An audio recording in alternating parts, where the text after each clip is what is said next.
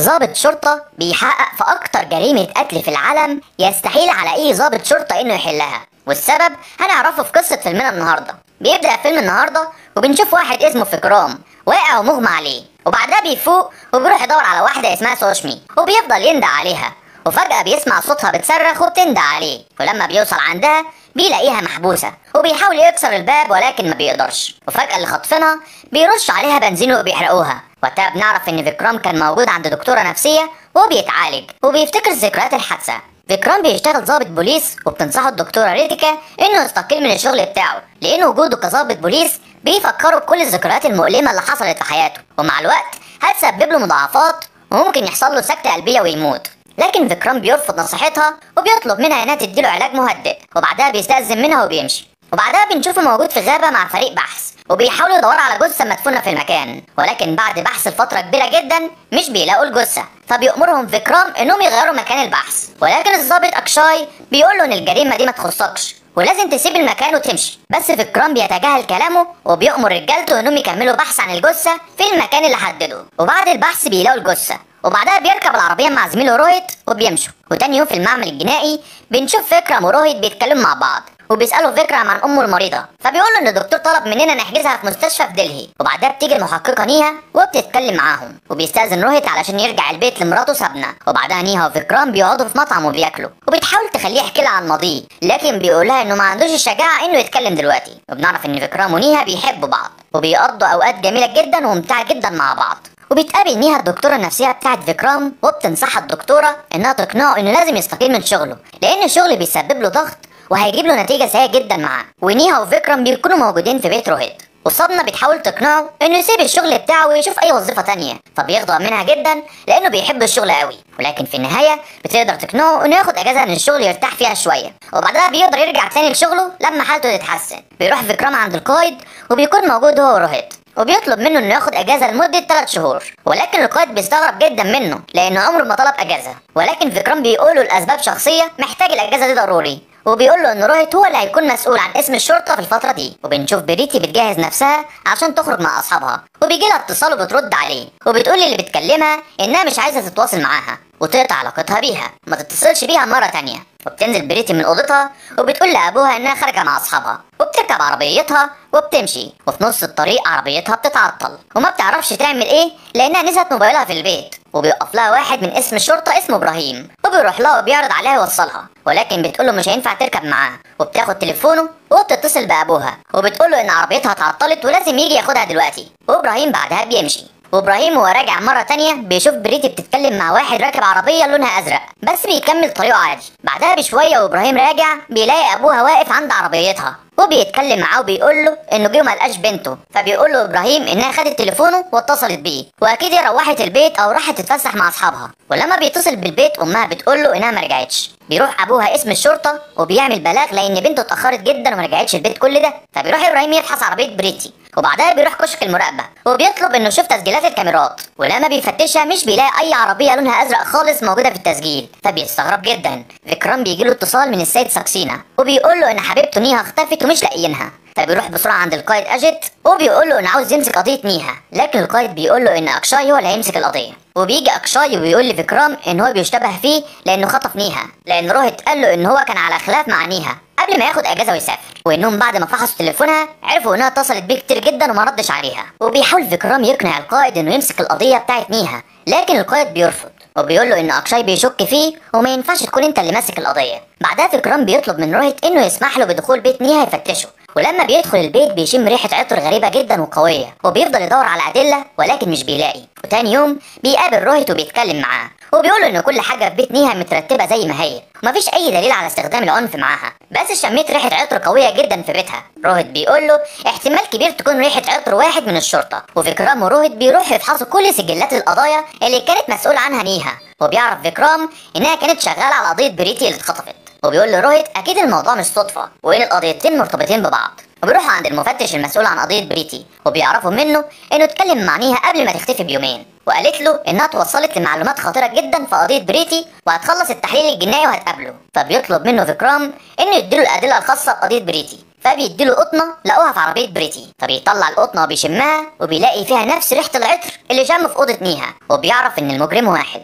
فبيروح بسرعه فيكرام عند القائد اجيت وبيطلب منه يمسك قضيه بريتي، وبيوافق القائد. وبعدها بيقابل روهيت وبيقول له ان نفس الشخص اللي خطف بريتي هو اللي خطف نيها، لان ريحه العطر هي نفسها اللي موجوده في عربيه بريتي وفي بيت نيها كمان، وده بيأكد ان اللي خطفهم نفس الشخص. وبيطلب من روهيت انه يجيب له ملف قضيه بريتي وكل حاجه متعلقه بقضيتها، وبيفحص كل الكاميرات اللي موجوده في الطريق، وكمان بياخد عينات حمض نووي من عيلتها ومن كل واحد تعرفه. وتاني يوم بيروح فيكرام لابراهيم وبيطلب منه يجي معاه عشان عاوز يعرف منه شويه معلومات. وفي نص الطريق ابراهيم بيطلب منه يوقفوا العربيه، وبيروح عند الميكانيكي وبياخد الموتوسيكل بتاعه، وبيروح يقعد في بيت ابراهيم وبيساله. وبعدها بيفتش بيته وبيشم ريحه العطر اللي عنده، لكن ما بيكونش نفس العطر اللي شمه في بيت نيها. وبيروح فيكرام وروهيت المكان اللي كانت واقفه فيه عربيه بريتي، ولكن ما بيوصلوش لاي حاجه تقدر تفيدهم في القضيه. وبعدها بيروحوا بيتها وبيسالوا ابوها عنها، وبيعرفوا ان بريتي ما تبقاش بنته، وان اخوه كان متبنيها ولكن مات في حادثه طياره، وعشان كده اتبناها هو من بعده. وكانت عندها فلوس كتير جدا، وكانت بتتبرع لدار الايتام اللي كانت موجوده فيه. فبيروح دار الايتام وبيسال المديره، فبتقول له ان بريتي كانت بتعيش طفوله صعبه جدا، والفلوس اللي كانت بتبرع بيها كانت بتتصرف على الاكل ولبس الاطفال. وبيعرفوا انها كانت صديقه لواحده جارتهم اسمها شيلا، فبيروحوا عندها وبيستجوبوها، وبتقول لهم انها كانت صديقتها وكانت بتيجي عندها دايما. وبيروحوا الجامعه وبيسالوا اصحابها المقربين منها وبيحققوا معاهم، ومنهم صديقتها اكتر، وبتقول لهم انها كانت طيبه جدا وكل زمايلها بيحبوها. وبيحققوا مع صديقها اجاي اللي كان بيحبها، لكن ما بيوصلش معاه لاي حاجه، وبيقول لهم انا كنت صديقها بس. وبيروحوا يقابلوا الدكتور شاندر اللي كان على خلاف دايما معاها بسبب لبسها وتصرفاتها اللي مش عاجباه، وبيمشوا من عنده. وروهيت بيقول له انه بيشك في صديقها اجاي وابراهيم لانهم كانوا متوترين وقت التحقيق معاهم. وبعدها بياخدوا عينات حمض نووي من كل اللي مشتبه فيهم. وبيروح فيكرام مع روهيت وصابنا الكازينو اللي كانت بتروح بريتي هناك، وهناك بيروح فيكرام يتكلم مع الجرسون اللي بيكون اسمه بانتي، وفجأة بيضرب فيكرام وبيرميه على الترابيزة وبيوقع على الأرض وبيجري. روهيت وفيكرام بيطاردوه بالعربية وبيمشوا وراه، وفي النهاية بيقف الموتوسيكل اللي راكبه وبيفضل يجري في الشوارع، ولكن مش بيسيبوه وبيفضلوا يجروا وراه. وبعد وقت كتير جدا من المطاردة بيقدروا يمسكوه، وبيوريه فيكرام صورة بريتي وبيقول له تعرفها؟ فبيقول له شفتها قبل كده في الكازينو مع أجاي صديقها. بعدها شيلا بتلاقي رسالة قدام بيتها، فبتروح تبلغ فيكرام، ولما بيقرأها بيكون مكتوب فيها إن الجثة موجودة عند مستودع رجا. وقتها بتحصل له أزمة وبيدخل في حالة اكتئاب شديدة جدا، وبيفتكر حبيبته سوشمي واللي حصل فيها. وبيروحوا يبحثوا عن الجثة عند مستودع راجا. وبعدها بيجي واحد من المعمل الجنائي وبيقول له إن الرسالة مكتوبة بخط الإيد، نقدر نكتشف خط مين بكل سهولة. ولما بيروح فيكرام بيت شيلا بيشوف صورة طفل صغير مرسومة، وبيعرف ان هي اللي رسمتها، فبيصورها على تليفونه وبيديها المتخصص في المعمل الجنائي، وبيقول له قارنها بخط الايد اللي مكتوب بيه الرساله. وبعد الفحص بيكتشف ان الرسمه وخط الرساله متقاربين جدا من بعض، وبيروحوا يفتشوا في بيت شيلا على اي ادله تثبت ان هي اللي خطفتها. وبعد ما بيخلصوا تفتيش وهم خارجين بيلاقوا عربيه قدام بيت شيلا متغطيه، ولما بيشيلوا الغطا من عليها بيلاقوا لونها ازرق، وبتقول لهم شيلا انها كانت عند الميكانيكي ولسه جايباها النهارده. ولما فيكرام بيفتش العربيه بيلاقي نسخ كتيره جدا من نفس الرساله اللي معاهم، فبيؤمر فيكرام الشرطه وبيعتقلوها. ولما بيحققوا معاها بتقول لهم ان هي اللي كتبت الرساله علشان تلفت الانتباه ليها، لانها حاسه بالوحده ومفيش حد بيحبها وبيهتم بيها. ولكن فيكرام مش بيصدقها وبيأمرهم يعذبوها لحد ما تعترف بالجريمه. وبيحققوا معاها من خلال جهاز كشف الكذب، لكن بتطلع كل اجاباتها صحيحه ومش بتكذب. وبيحققوا معاها تحت تاثير عقار بيستخدموه في حالات التحقيق مع المجرمين. وبعد فتره بتنطق اسم نيها، وفيكرام بيروح عندها وبيقول لها قولي لي هي فين، لكن بيبعدوا عنها بسرعه وبيخرجوا روهيت بره الاوضه وبيفضل يهديه. وبيجي له بعدها اتصال من ابراهيم وبيقول له ان لون العربيه اللي شافها يوم خطف بريتي مختلف تماما عن لون عربيه شيلا. وبيقول له روهيت انهم ما لقوش اي دليل في عربيه شيلا يخص بريتي او نيها. وبيجي لروهيت تليفون وبيبلغ فيكرام انهم لقوا جثه مدفونه جنب مستودع راجا. وبيتوتر جدا فيكرام لانه خايف تكون جثه حبيبته نيها. وفي طريقهم بيفتكر اليوم اللي اتخطفت فيه حبيبته سوشمي وضربه بالرصاص ولما سابوه مشيوا. وكمان بيفتكر لما العصابه رشوا بنزين على سوشمي وحرقوها قدامه. وبيوصلوا المكان اللي فيه الجثه، واول ما بيشوفها فيكرام بيلاقيها محروقه، فبيمشي بعيد وبيفضل يرجع. وبيطلب من روهيت انه يبعت عينات من الجثه للمعمل الجنائي علشان يعرفوا جثه مين. وبيجي اتصال لروهيت وبيقول له ان عينات الطين اللي موجوده عند المستودع متطابقه تماما مع عينات الطين اللي لقوها على عجل عربيه شيلا. فبيروح فيكرام عند شيلا وبيقول لها الجثه بتاعت بريتي ولا نيها، وبيقول لها احنا لقينا الجثه في نفس المكان اللي كتبتيه في الرساله، لكن بتاكد له انها ملهاش علاقه بالموضوع وما قتلتش حد. وبعدها بيجي له اتصال من المعمل الجنائي وبيقول له ان الجثه طلعت بتاعت بريتي. وبيجي له اتصال تاني من المعمل الجنائي وبيقول له لقينا حمض نووي تحت اظافر بريتي، والحمض النووي بيتطابق مع الحمض النووي بتاع اجاي، فبيؤمر روهيت وبيقول له انه راح يقبض على اجاي. وروهيت بعدها بيقول له انه مش لاقيين اجاي في اي مكان واختفى. وبيجي له اتصال كمان من المعمل الجنائي وبيقولوا له لقينا حمض نووي موجود على اسنان بريتي وبيتطابق مع الحمض النووي بتاع ابوها. وكمان بيقول له لقوا شعره موجود على جسم بريتي بتتطابق مع الحمض النووي بتاع مديرة دار الايتام، وكمان لقوا حمض نووي بيغطي كل جسمها بس الشخص مجهول. وقتها فيكرام بيفقد اعصابه وما بيعرفش ايه اللي بيحصل، وبيقول لروهيت ان دي مؤامره وان المجرمين شكلوا عصابه خطيره جدا وخطفوها وقتلوها، وبيأمروا ان اعتقلهم كلهم. وبيعرفوا المكان اللي موجود فيه اجاي وصديقه بانتي، وبيروحوا يقبضوا عليهم وبيعتقلوهم. وبعد ما بيعتقلوا كل المشتبه فيهم بيحققوا معاهم واحد واحد علشان يعرفوا مين المجرم الحقيقي اللي فيهم. وبعدها فيكرام بيسأل روهيت وبيقول له سابنا موجوده فين؟ فبيقول له انها قاعده مع امه في المستشفى. فبيقول له باستغراب انت متأكد انها في المستشفى؟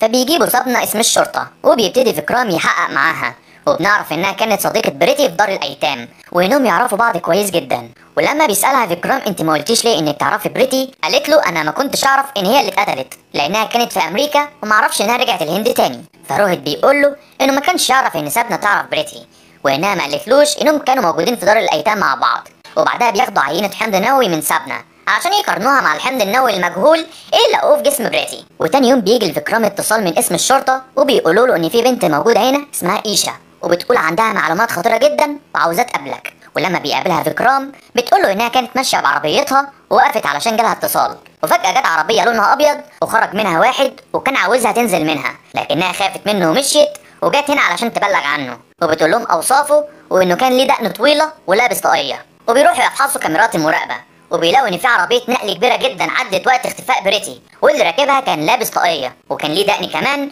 بس وشه مش ظاهر.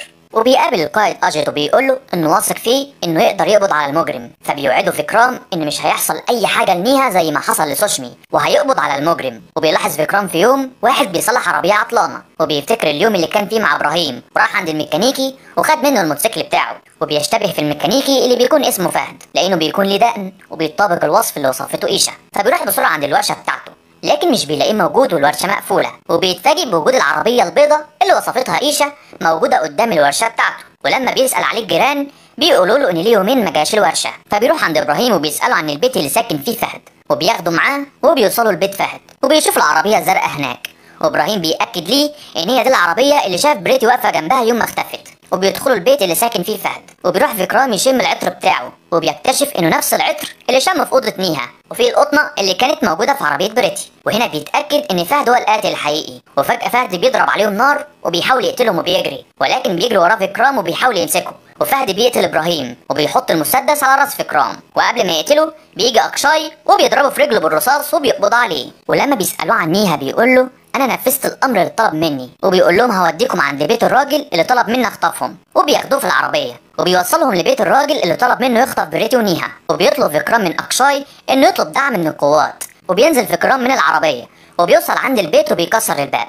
وقتها بيتصدم لما بيلاقي روهيت هو اللي موجود في البيت، وقال له روهيت انا كنت مستنيك تيجي من زمان. وبيتصدم ان روهيت هو اللي مسؤول عن خطف بريتي ونيها، وبيسحب عليه المسدس وبيقول له روهيت انه كان هيعترف له من زمان. وفجأة روهيت بيطلع المسدس من الدرج وقبل ما يقتله فيكرام بيضربه بالرصاصة في راسه وبيقتله. وبيجي اكشاي وبيطلع فوق وبيلاقي نيها متكتفة فبيحلها وبينزلها، ولما بيشوفها فيكرام بيحضنها وبعدها بياخدوا جثة روهيت وبيحرقوها. وقتها فيكرام بيقول لسابنا انت عملت ليه كل ده؟ وساعتها بتتصدم من كلامه وبيعتقلوها وبيبداوا التحقيق معاها. وبتبدا سابنا تحكي لهم القصه من الاول لما كانوا صغيرين في دار الايتام وحست بمشاعر وحب من ناحيه بريتي، استغفر الله العظيم. لكن بريتي راحت مع ابوها وامها الجداد وسافرت امريكا وسابتها، ولما كبرت اتجوزت روهيت. وفي يوم شافت بريتي في الكازينو وراحت واتكلمت معاها وقابلتها في يوم، ولكن بريتي بتقول لها انها ما بتحبش العلاقات الشاذه ومش ممكن تعمل حاجه قرف زي دي، استغفر الله العظيم. وساعتها سابنا بتتضايق جدا وبتروح تتفق مع فهد انه يخطف بريتي